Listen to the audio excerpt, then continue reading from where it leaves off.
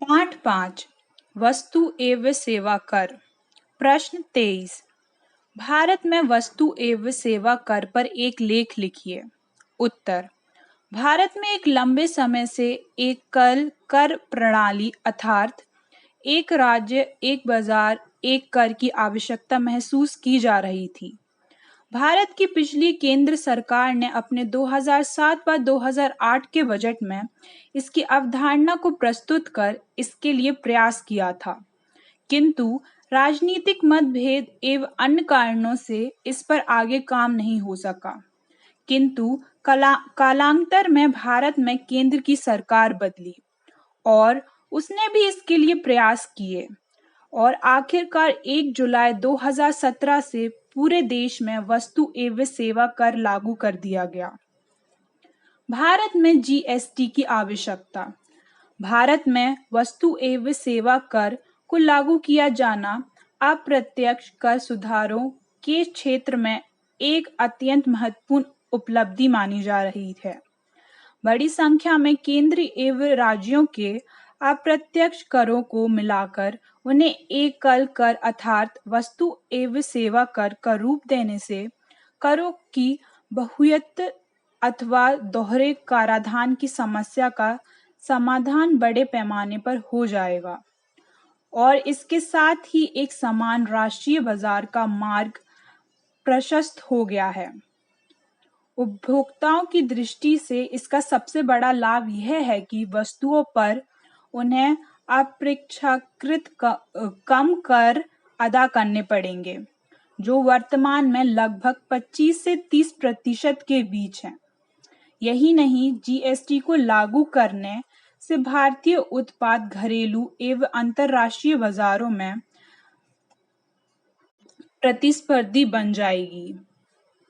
अर्थशास्त्रियों एवं कर विशेषज्ञों का मानना है कि जीएसटी आर्थिक विकास की गति बढ़ाने में सहायक सिद्ध होगा। जीएसटी की क्रियान्वयन सरल है क्योंकि यह पारदर्शी है और इसका अनुपालन भी स्वतः हो सकेगा। भारत में जीएसटी का उद्भव। देश में जीएसटी की अवधारणा सर्वप्रथम तत्कालीन केंद्रीय वित्त मंत्री पी चिदम्बरम द्वारा 2007 व 2008 के आम बजट में प्रस्तुत की गई और ये आशा की गई कि जीएसटी को 1 अप्रैल 2010 से लागू किया जा सकेगा। राज्यों में वेट का स्वरूप तैयार करने वाले राज्यों के वित्त मंत्री की उच्चाधिकार प्राप्त समिति से आग्रह किया गया कि वे जीएसटी का खाका और संरचना तैयार करें। जीएसटी के विभिन्न पहलुओं का अध्ययन करने और विशेषकर रियायतों एवं न्यूनतम सीमा सेवाओं के कराधान तथा अंतर राज्य आपूर्ति के कराधान पर रिपोर्ट तैयार करने के उद्देश्य से राज्यों के साथ साथ केंद्र के भी प्रतिनिधियों वाले अधिकारियों के संयुक्त कार्यकालों का गठन किया गया था। आंतरिक चर्चाओं एवं केंद्र सरकार के साथ हुए विचार विमर्श के आधार पर इसी ने नवंबर 2009 में जीएसटी का प्रथम परिचर्चा प्रपत्र जारी किया था। इसमें वास्तविक जीएसटी की विशेषताओं का उल्लेख किया गया है और यही अब तक केंद्र एवं राज्यों के बीच विचार विमर्श का आधार रहा है। जीएसटी लागू करना आसान नहीं था क्योंकि इसके लिए संवैधानिक व्यवस्थाओं में परिवर्तन लाना जरूरी था। संविधान संशोधन विधेयक को लोकसभा एवं राज्यसभा दोनों में 2/3 बहुमत से पारित करने के साथ साथ 15 राज्य विधानसभाओं से इसकी पुष्टि भी होनी थी। जीएसटी लागू करने के लिए केंद्र और राज्यों को समवर्ती अधिकार सौंपने हेतु एक अनूठी संसाधन व्यवस्था की आवश्यकता थी, जो ये सुनिश्चित करेगी कि जीएसटी की संरचना, स्वरूप एवं परिचालन के बारे में निर्णय दोनों ही द्वारा संयुक्त रूप से लिए जाएं। लेकिन राजनीतिक मतभेदों एवं अन्य कारणों के चलते उस सरकार में यह कार्य आगे नहीं बढ़ पाया। संविधान 101वां संशोधन अधिनियम 2016। जीएसटी को लागू करने के लिए संविधान में संशोधन करने की आवश्यकता पड़ी, जिससे कि केंद्र और राज्यों की जीएसटी लागू करने के साथ-साथ इसे एकत्रित करने के लिए समवर्ती रूप से सशक्त बनाया जा सके। इन सभी के साथ-साथ अन्य मसलों को भी सुलझाने के उद्देश्य से संविधान संशोधन विधेयक 19 दिसंबर 2014 को 16वीं लोकसभा में पेश किया गया था। इस विधेयक में मानव के उपभोग वाली शराब को छोड़ समस्त वस्तुओं अथवा सेवा की आपूर्ति पर जीएसटी लगाने का प्रावधान किया गया है। यह कर अलग-अलग दोहरे जीएसटी के रूप में लगाया जाएगा, लेकिन समवर्ती रूप से केंद्र और राज्य द्वारा लगाया जाने का प्रावधान किया गया। संसद के पास वस्तुओं अथवा सेवाओं के अंतर्राज्य व्यापार पर वाणिज्य पर जीएसटी लगाने का विशिष्ट अधिकार होगा। केंद्रीय सरकार के पास तंबाकू और तंबाकू उत्पादकों पर जीएसटी के अलावा उत्पाद शुल्क लगाने का अधिकार होगा। जीएसटी परिषद की सिफारिश पर 5 विशिष्ट पेट्रोलियम उत्पादकों अर्थात कच्चे तेल, high speed diesel, petrol, ETF और प्राकृतिक गैस की आपूर्ति पर टैक्स बाद की किसी तिथि से लगाया जाएगा। संविधान संशोधन विधेयक को लोकसभा ने मई 2015 में पारित किया था। यह विधेयक 12 मई 2015 को राज्यसभा की प्रवर समिति को भेजा गया था। प्रवर समिति ने 22 जुलाई 2015 को इस विधेयक पर अपनी रिपोर्ट पेश कर दी। कुछ विशेष संशोधनों के साथ यह विधेयक अंततः राज्यसभा में पारित हो गया और इसके बाद लोकसभा ने अगस्त 2016 में इसे पारित कर दिया। इसके बाद आवश्यक संख्या में राज्यों द्वारा इस विधेयक की पुष्टि की गई और 8 सितंबर 2016 को इसे राष्ट्रपति की स्वीकृति प्राप्त हुई थी। तत्पश्चात 16 सितंबर 2016 से यह संविधान अधिनियम 2016 के रूप में अधिनियम हो चुका है। वस्तु एवं सेवा कर परिषद 12 सितंबर 2016 से जीएसटीसी की अधिसूचित किया गया है। जीएसटीसी को एक सचिवालय की ओर से सहायता सुनिश्चित की जा रही है। जीएसटीसी की अब तक कई बैठकें हो चुकी हैं। जीएसटीसी द्वारा लिए गए प्रमुख निर्णय निम्नलिखित प्रकार हैं। पहला, न्यूनतम छूट सीमा 20 लाख रुपए होगी। संविधान के अनुच्छेद 279 ए में वर्णित विशेष श्रेणी के राज्यों असम, अरुणाचल प्रदेश, मणिपुर, मेघालय, मिजोरम, नागालैंड, त्रिपुरा, सिक्किम, जम्मू एंड कश्मीर, हिमाचल प्रदेश, उत्तराखंड के लिए न्यूनतम छूट सीमा 10 लाख रुपए तय की गई है। दूसरा, संयोजन न्यूनतम सीमा 50 लाख रुपए होगी। संयोजन योजना अंतरराज्य आपूर्तिकर्ताओं, सेवा प्रदाताओं और विशेष श्रेणी के निर्माताओं के लिए उपलब्ध नहीं होगी। तीसरा, केंद्र अथवा राज्य सरकारों की मौजूदा कर प्रोत्साहन योजनाओं को संबंधित सरकारें बजट के जरिए प्रतिपूर्ति करते हुए जारी रख सकती है। वहीं इन योजनाओं को मौजूदा स्वरूप में ही जीएसटी के अंतर्गत जारी नहीं रखा जा सकेगा। चौथा, कर की 4 दरें तथा 5%, 12%, 18% और 28% निर्धारित की गई है। इसके अलावा कुछ वस्तुओं और सेवाओं को छूट प्राप्त मदों की सूची में रखा जाएगा, अर्थात उन पर शून्य कर होगा। बेशकीमती धातुओं जैसे कि सोना के दर को तय करना अभी बाकी है। विलासिता वाली कुछ विशेष वस्तुओं के साथ साथ नुकसानदेह वस्तुओं पर 28% की सर्वोच्च दर के अलावा उपकर भी 5 वर्षों तक लगाया जाएगा, ताकि जीएसटी को लागू करने से राज्यों को होने वाले किसी भी तरह के राजस्व नुकसान की भरपाई की जा सके। परिषद ने वर्तमान कर संरचना को ध्यान में रखते हुए अधिकारियों की समिति से यह तय करने को कहा है कि किस स्लैब में कौन कौन सी वस्तुएं और सेवाएं आनी चाहिए। 5वां, 5 कानूनों तथा जीएसटी कानून, यूजीएसटी कानून, आईजीएसटी कानून, एसजीएसटी कानून और जीएसटी मुआवजा कानून की सिफारिश की गई है। 6वां, एकल इंटरफेस सुनिश्चित करने के लिए 5 करोड़ रुपए से कम के कारोबार वाले 90% से ज्यादा करदाताओं पर राज्य का प्रशासन का समस्त प्रशासकीय नियंत्रण होगा, जबकि 10% करदाताओं पर केंद्रीय कर प्रशासन का समस्त प्रशासनीय नियंत्रण होगा।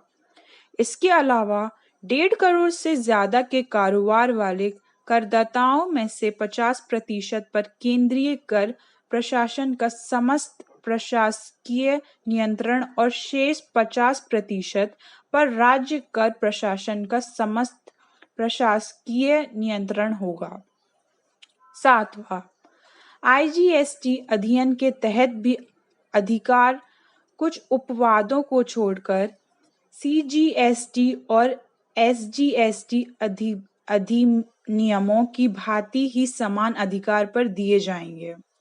8वां, अव्यवस्थित जल केंद्रों में जीएसटी के संग्रह का अधिकार केंद्रीय सरकार द्वारा राज्यों को दिया जाएगा।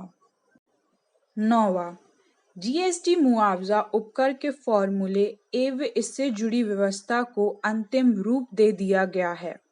10वां, इनपुट टैक्स क्रेडिट संरचना कारोबार संक्रमणकालीन प्रावधान और मूल्य निर्धारण पर 4 कानूनों की सिफारिश की गई है। इसके अलावा पंजीकरण, इनवॉइस, भुगतान, रिटर्न और वापसी रिफंड पर उन 5 कानूनों को भी सिफारिश की गई है, जिन्हें सितंबर 2016 में अंतिम रूप दिया गया था और संसद में पेश किए गए जीएसटी विधेयकों को ध्यान में रखते हुए संशोधन किया गया था। वस्तु एवं सेवा कर की मुख्य विशेषताएं।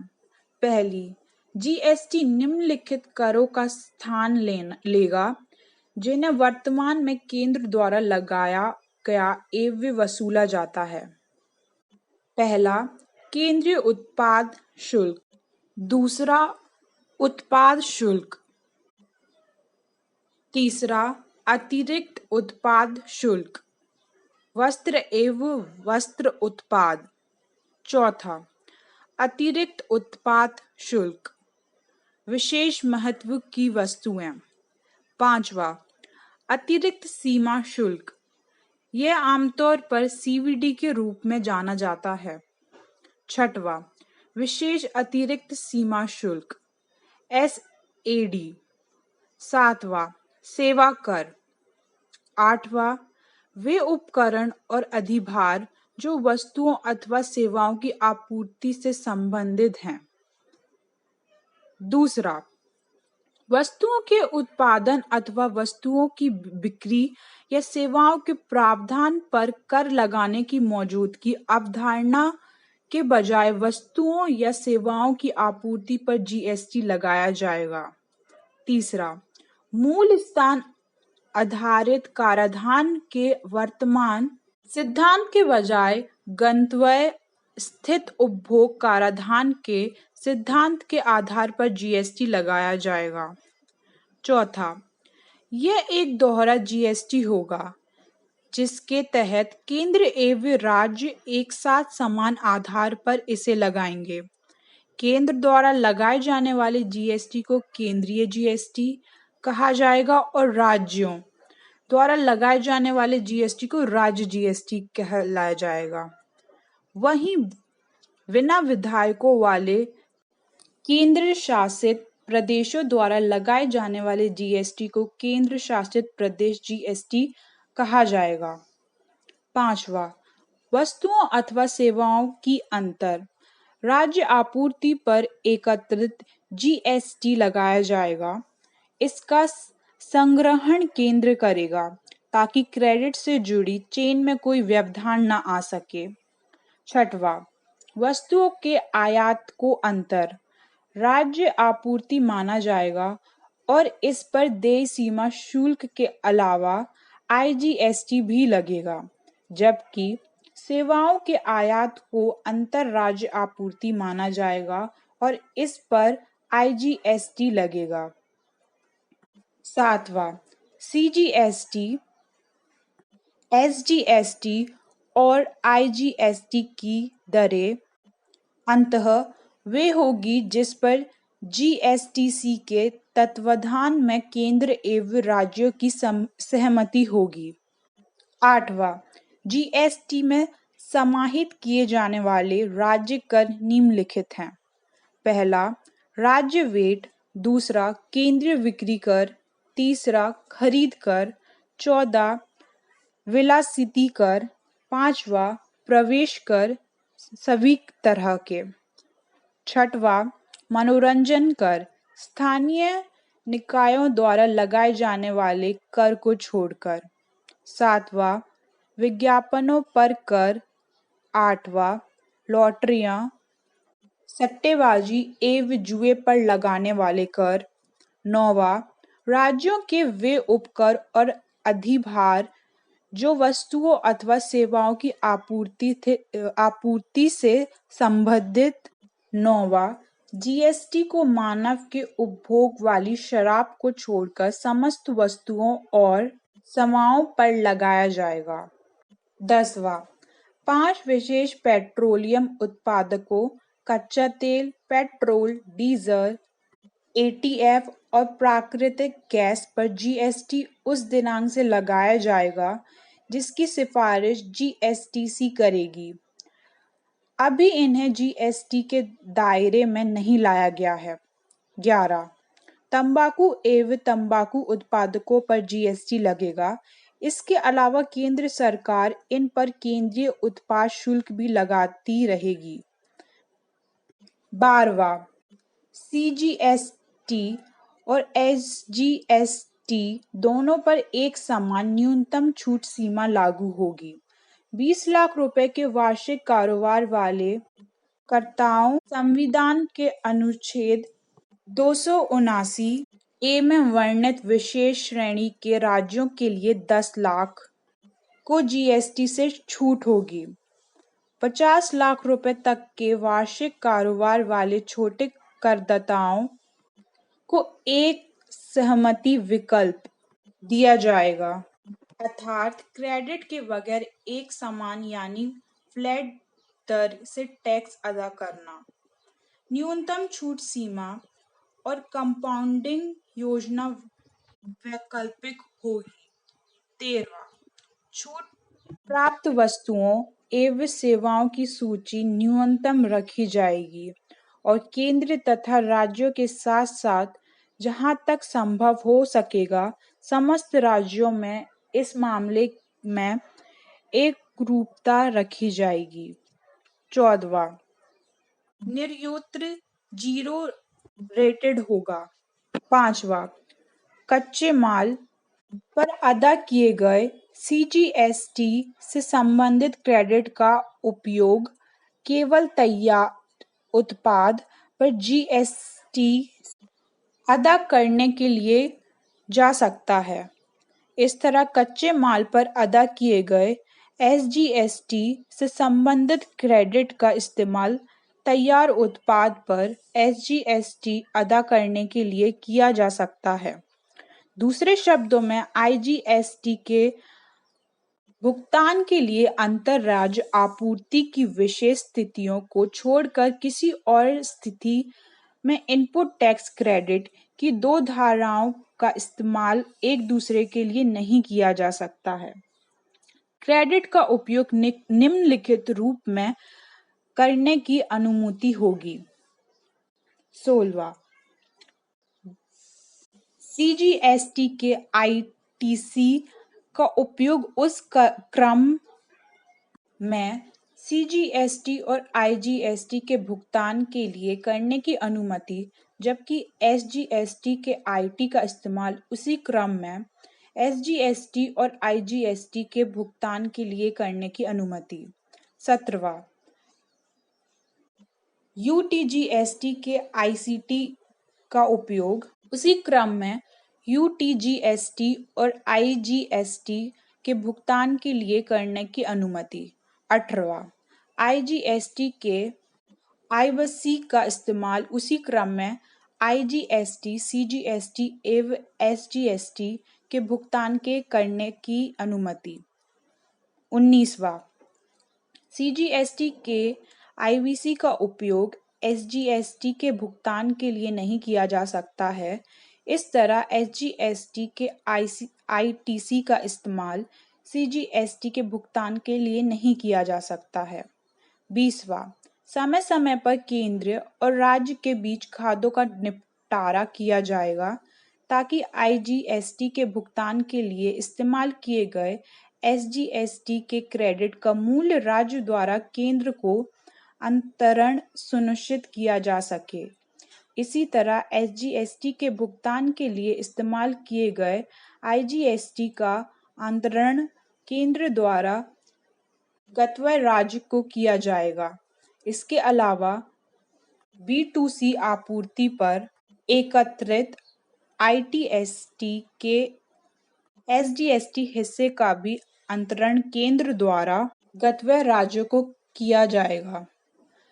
करदाताओं द्वारा दाखिल किए गए रिटर्न में निहित सूचनाओं के आधार पर ही धनराशि का अंतरण किया जाएगा। 21वां, इनपुट टैक्स क्रेडिट का आधार विस्तृत होगा, जिसके तहत व्यवसाय के दौरान या व्यवसाय को आगे बढ़ाने के दौरान इस्तेमाल की गई या इस्तेमाल के इरादे वाली वस्तुओं या सेवाओं अथवा दोनों ही की आपूर्ति पर अदा किए गए करों के संदर्भ में से इस क्रेडिट को उपलब्ध कराया जाएगा। 22वां, विभिन्न श्रेणियों के व्यक्तियों को भिन्न भिन्न निर्दिष्ट तिथियों तथा इलेक्ट्रॉनिक तरीके से रिटर्न भरना होगा। 23वां, कर अदायगी के लिए करदाताओं के पास अनेक विकल्प होंगे, जिनमें internet banking, debit credit card और राष्ट्रीय electronic fund transfer real time gross statement शामिल है।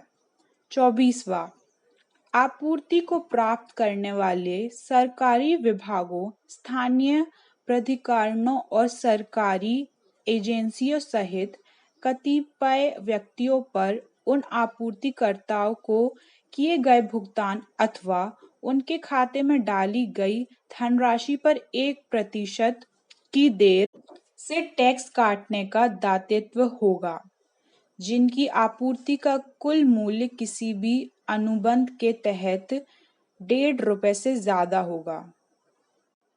₹2.5 से ज्यादा होगा। 25वां, करदाता अथवा टैक्स का वहन करने वाली किसी भी व्यक्ति को उपयुक्त तिथि से 2 वर्षों के भीतर कर रिफंड की मांग करनी होगी। 26वां, इलेक्ट्रॉनिक कॉमर्स ऑपरेटरों पर उस दर से स्रोत पर कर संग्रहित करने का दायित्व होगा जो उनके पोर्टल के जरिए वस्तुओं एवं सेवाओं की आपूर्ति करने वाले को किए गए भुगतान कर योग्य आपूर्ति के शुद्ध मूल्य के 1% से ज्यादा नहीं होगी। 27 पंजीकृत व्यक्तियों का क्रेडिट कराया जाएगा ताकि अधिनियम के प्रावधानों के अनुपालन का सत्यापन हो सके। 28 मांग किए जाने की अवधि की सीमा सामान्य मामलों में वार्षिक रिटर्न दाखिल करने की देय तिथि अथवा करों की कम अदायगी अथवा भुगतान न किए जाने की स्थिति में मांग किए जाने के लिए त्रुटिपूर्ण रिफंड की तारीख अथवा त्रुटिपूर्ण रिफंड एवं इसके अधिनियम की तिथि से लेकर 3 साल तक होगी। 29वां मांग किए जाने की अवधि की सीमा धोखाधड़ी, तथ्य छिपाने या जानबूझकर गलत बयानी के मामले में वार्षिक रिटर्न दाखिल करने की देय तिथि अथवा करों की कम अदायगी अथवा भुगतान के किए जाने की स्थिति में मांग किए जाने के लिए त्रुटिपूर्ण रिफंड की तारीख अथवा त्रुटिपूर्ण रिफंड एवं इसके अधिनियम की तिथि से लेकर 5 साल तक होगी। 30वां बकाया कर की वसूली विभिन्न तरीकों से की जा सकेगी, जिसमें चूक करने वाले कर योग्य व्यक्ति की वस्तुओं, चल एवं अचल संपत्ति पर रोक लगाना एवं बेचना भी शामिल है।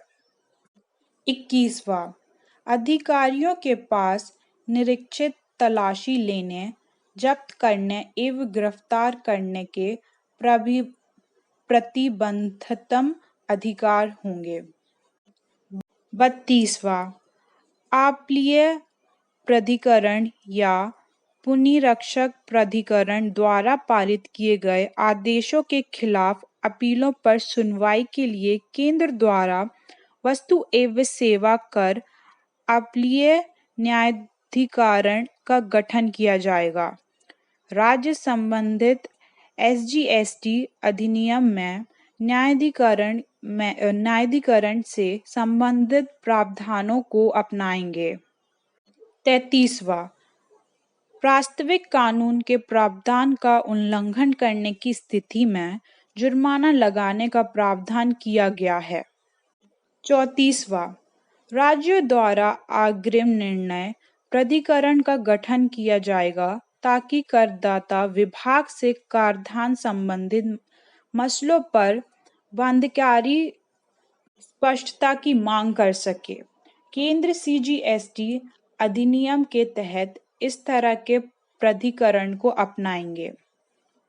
35वां मुनाफाखोरी रोधी अनुच्छेद की भी व्यवस्था की गई है ताकि कारोबारी वस्तुओं एवं सेवाओं अथवा दोनों पर देय टैक्स में की गई कटौती का लाभ उपभोक्ताओं को आवश्यक ही दें। 36वां मौजूदा कारोबारी GST व्यवस्था को आसानी से अपना सके, इसके लिए विस्तृत संक्रमणकालीन प्रावधान किए गए हैं। GST से लाभ एवं महत्व। मेक इन इंडिया पहला भारत में एकीकृत एक समान राष्ट्रीय बाजार सृजित करने में मदद मिलेगी, जिससे विदेशी निवेश और मेक इन इंडिया अभियान को नई गति मिलेगी। दूसरा, करों का भार कम होगा क्योंकि आपूर्ति के प्रत्येक चरण में समस्त वस्तुओं एवं सेवाओं पर इनपुट टैक्स क्रेडिट मिलेगा। तीसरा, कानूनों, प्रक्रियाओं और कर दरों में एकरूपता आएगी।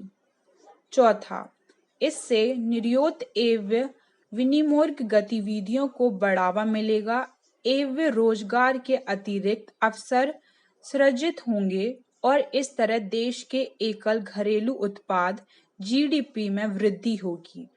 यही नहीं, लाभप्रद रोजगार सृजित होंगे जिससे आर्थिक विकास की गति तेज होगी।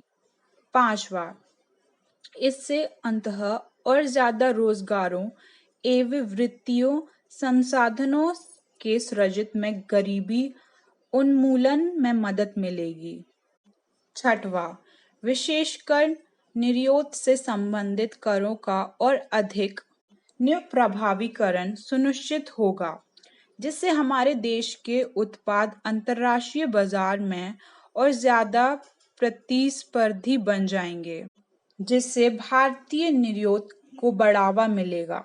सातवां, देश में समग्र निवेश माहौल बेहतर होंगे, जिससे स्वाभाविक रूप से राज्यों में विकास की गति तेज होगी।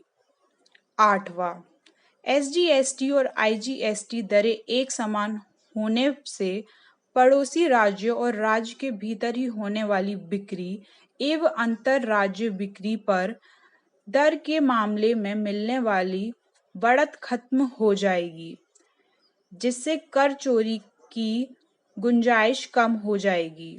नौवां, कंपनियों पर औसत कर भाग घट जाने के आसार हैं, जिससे कीमतें घट जाने की आशा है। कीमतें घट जाने से उपभोग बढ़ जाएगा, जिससे उत्पाद बढ़ाना पड़ेगा। ऐसे में विभिन्न उद्योगों के विकास में मदद मिलेगी। इससे भारत एक विनिर्माण केंद्र हब के रूप में उभर कर सामने आएगा।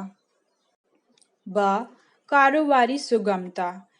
पहला, कर व्यवस्था आसान होगी और इसके साथ ही रियायतों की संख्या कम होगी। दूसरा, मौजूदा समय में हमारी अप्रत्यक्ष कर प्रणाली में करों की बहुतायत है, जिसमें कमी सुनिश्चित होगी और ऐसे में सरलता एवं एकरूपता आएगी। तीसरा, अनुपालन लागत घट जाएगी, क्योंकि विभिन्न करों का अलग अलग रिकॉर्ड रखने की आवश्यकता नहीं होगी।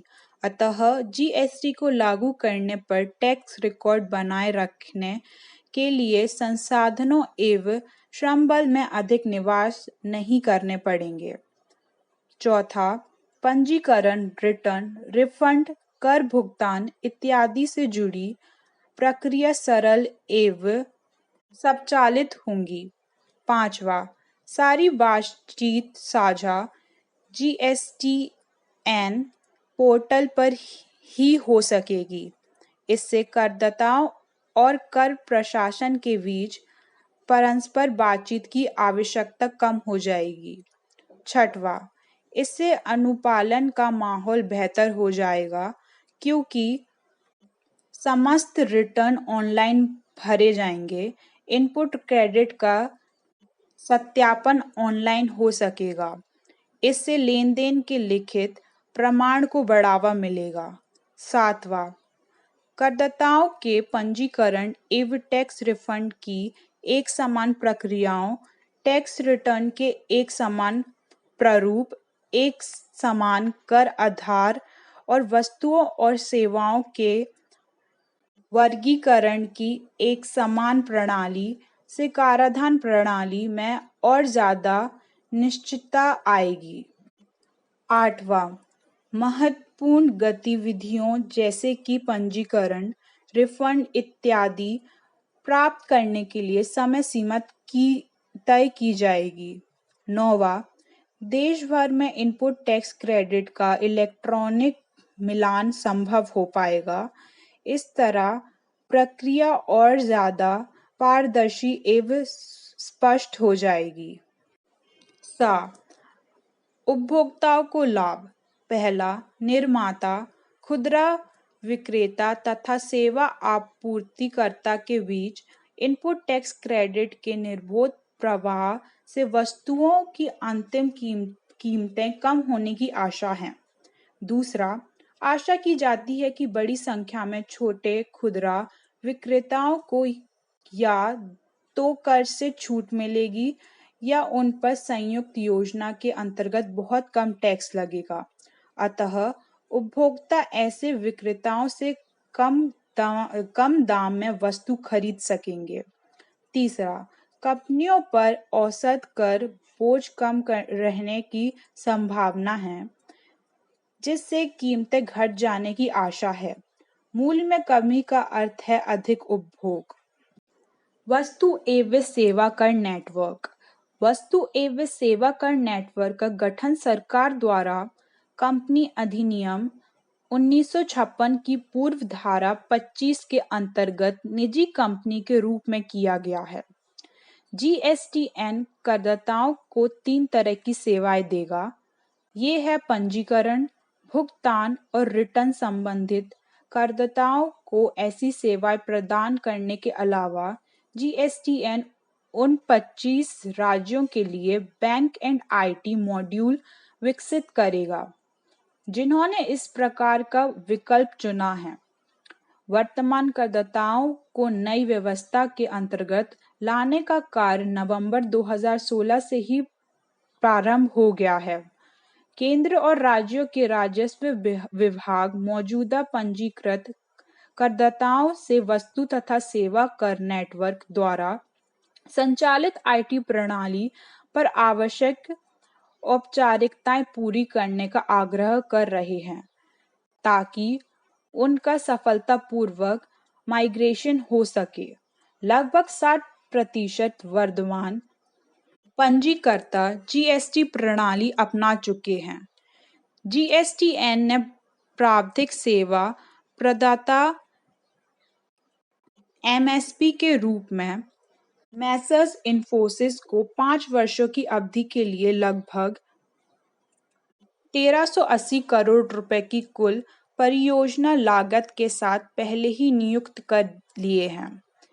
जीएसटीएन ने 34 आईटी, आईटीईएस तथा वित्तीय प्रौद्योगिकी कंपनियों को चुना है जिन्हें जीएसटी सुविधा प्रदाता कहा जाएगा। जीएसपी एप्लीकेशन विकसित करेगा जिसका इस्तेमाल करदाता जीएसटीएन के साथ संपर्क के लिए करेगा। वस्तुनिष्ठ प्रश्न। पहला, जीएसटी का पूरा नाम है अ. जनरल सर्विसेज टैक्स, ब. गुड्स एंड सर्विसेज टैक्स, स. Goods social tax, the. Government services tax. इसका सही उत्तर है ब. Goods and services tax. दूसरा, भारत में जीएसटी लागू हुआ अ. 1 मई 2017 से, ब. 1 जुलाई 2017 से, स. 1 जुलाई 17 से, द. 1 अगस्त 2017 से। इसका सही उत्तर है ब. 1 जुलाई 2017 से। तीसरा, जीएसटी में वर्तमान में कर की दरों के प्रकार हैं अ. 2, ब. 3, स. 4, द. 1। इसका सही उत्तर है सा 4।